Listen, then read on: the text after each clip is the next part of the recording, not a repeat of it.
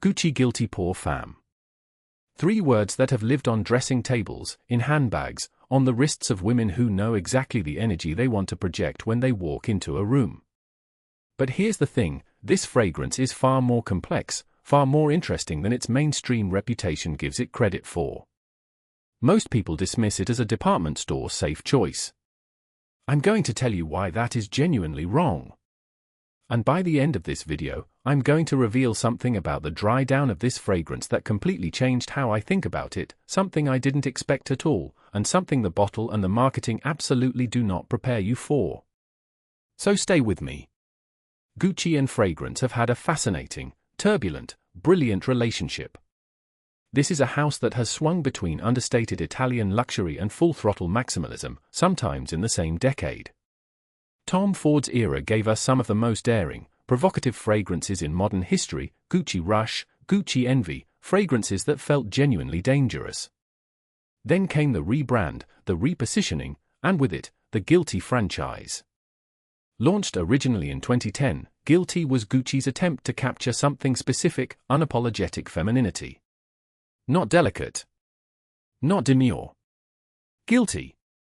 The name alone is a statement. This is a house that has always understood that fragrance is identity. Gucci doesn't make wallflower scents. Even their so-called mainstream releases carry a tension, a push and pull between elegance and edge. The Pour Femme Eau de Parfum is the richer, deeper evolution of that original Guilty vision: more concentration, more depth, more intent. This isn't a flanker for the sake of it. This is a maturation. Let's talk about the object itself, because with Gucci, presentation matters enormously. The bottle for Guilty Pour Femme EDP is genuinely beautiful. It's clean, architectural, with that signature rectangular shape, frosted glass in a warm blush-tinted hue that catches light in a way that feels almost expensive by accident. The Gucci interlocking G sits on the cap, gold-toned, weighty. Pick it up and it has substance. It doesn't rattle. It doesn't feel hollow. The 30 ml size is compact, elegant, slips into an evening bag without drama. The spray mechanism is precise, not a mist, not a flood, a controlled, fine jet that means you're not wasting a single drop. And at £73 for 30 ml, you really don't want to be wasting drops. The box is that classic deep maroon Gucci red with gold lettering, the kind of packaging you actually keep. Does the bottle match the scent? Yes and no. The bottle is restrained, poised. The scent, as we'll discover, has a little more fire in it than the packaging lets on. There's a slight mismatch there, and I mean that as a compliment to the fragrance. Right. First spray.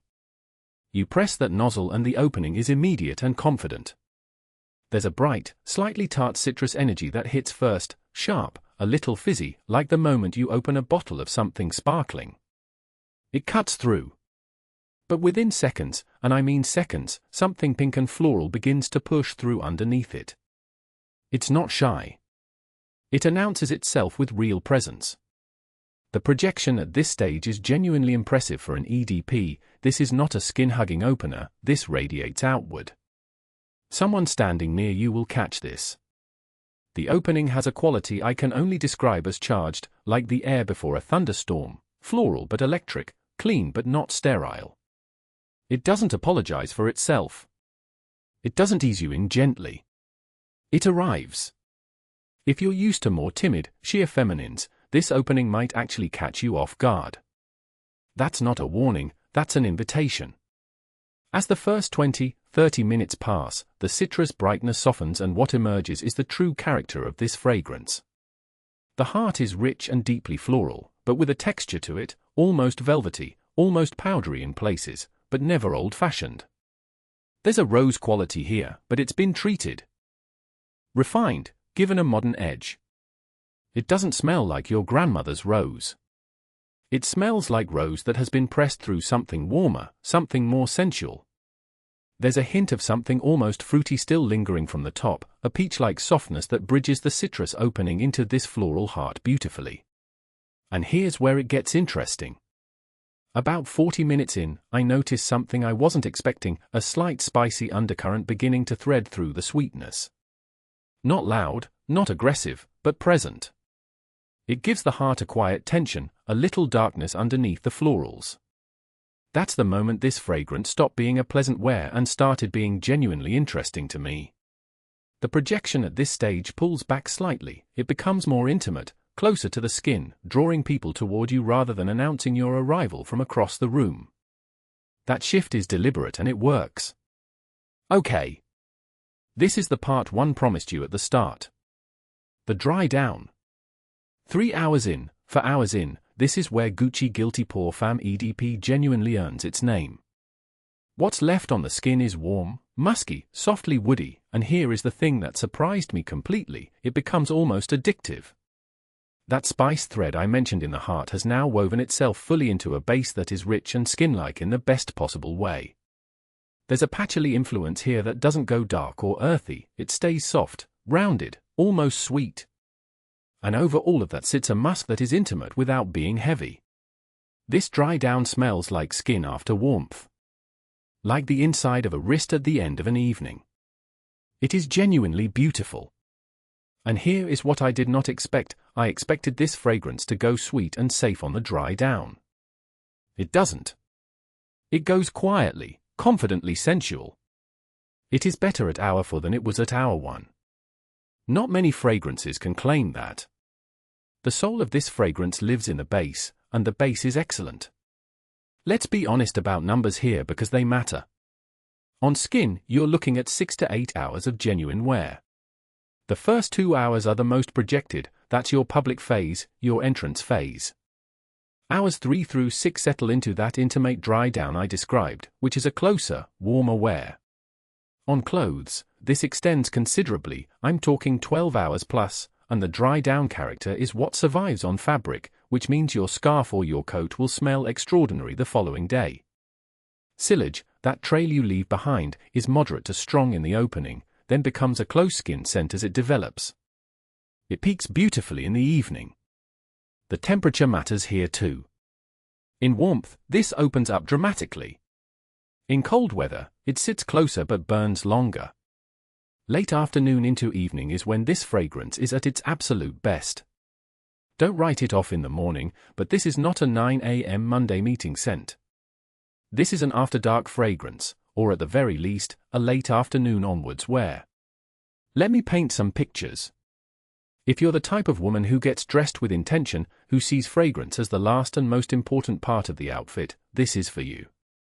If you move confidently through a room, if you prefer to be noticed without demanding attention, if your wardrobe leans toward quality over quantity, Gucci Guilty Pour Femme EDP fits your energy precisely.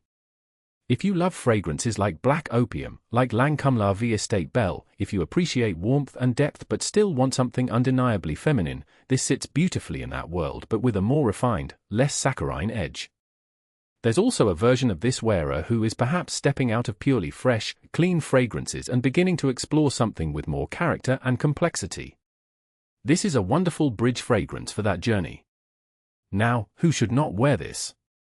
If you exclusively love light, transparent, watery florals, airy, sheer, almost invisible scents, this will feel too heavy.